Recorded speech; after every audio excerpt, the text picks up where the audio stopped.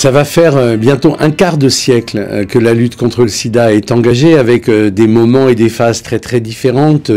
Les premières années où on était ébahis, interdits devant l'énormité du phénomène qu'on découvrait, avec de la dénégation, la volonté un peu de tourner les yeux. Puis après une longue ascension de la lutte contre le sida, tenue par les malades, tenue par les médecins.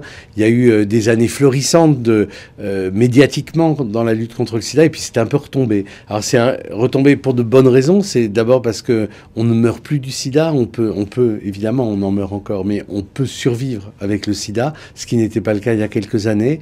Et puis peut-être aussi, on s'est lassé de ces grands-messes médiatiques.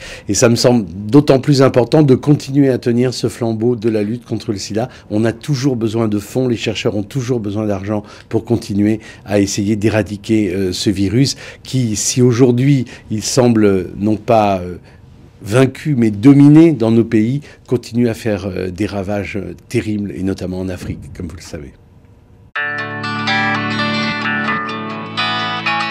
Les chercheurs ont besoin de vous pour continuer à avancer dans leurs travaux. Les malades ont besoin de vous pour avoir de meilleurs équipements. Donnez au 110 contre le sida.